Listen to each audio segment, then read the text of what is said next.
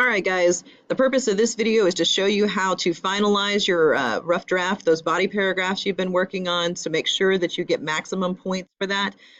So this was my paper with my body paragraphs. You'll recognize the colors and the examples, the in-text citations.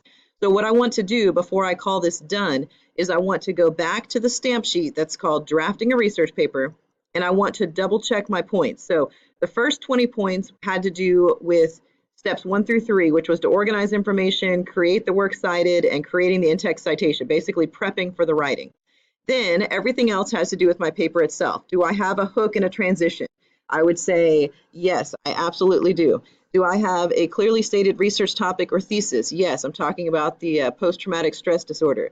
Do I have multiple body paragraphs? Well, I think I have plenty of body paragraphs, so I would say yes, plenty of body paragraphs. Do they have evidence supporting the thesis? That's a little trickier, but I would say yes, in mine I do.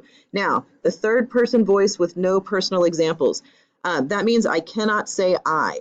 There should not be any I anywhere in your paper. So right now, I think I do have some I's in my paper. So what I would need to do is read back through it and look for things that have to do with I or we, like right here.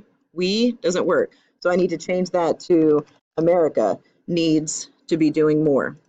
In fact, I can even simplify this by saying Control F, which is find, and I'm going to look for I. And that didn't help because there's too many I's, but I can certainly look for we. So here's a we. There's 4 results, it said. Researchers have determined that we, let's say society, will never be able to help. What's the next we? However, that doesn't count. We as a responsible society, so we could just say as a responsible society, or a responsible society should be doing more. Is that the only we's?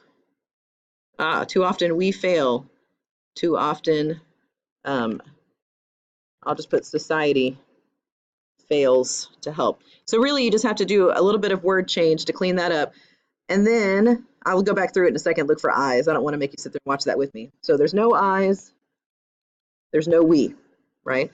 And then I have a conclusion. Okay, I don't have a conclusion yet, so right now everybody's going to get this one because you shouldn't have to worry about that. That is in your quick write, all right? The quick write, so long as you have your quick write, you should get that 10 points.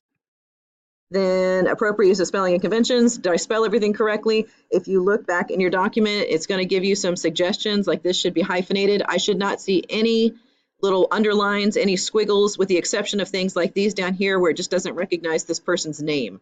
If you have any other underlines or suggestions, though, make sure you have cleaned those up. Otherwise, you'll lose points. At least 20 pieces of evidence to be clearly used. I go through and I find your evidence easily by looking at these, your in-text citations, and I should see 20 of them. Now, it's possible that you've put a bunch of them in one and just labeled the paragraph. If that's the case, then as I'm reading more closely, I should be able to easily spot 20. So in these 3 paragraphs, I have what, 1, 2, 3, 4, 5. Here's another one, 6. So finding 20 shouldn't be too terrible of a task. And then, okay, so let's say, yes, I fixed that. Yes, I fixed that. Yes, I have all 20 facts. If I don't have all 20, you can see that maybe I only have 10 facts. Maybe I have 15 facts. And then is it persuasive in nature? I have that position statement. I worked hard on making it persuasive. Maybe it could have been better. So I would just say an 8. And that is how that will be graded.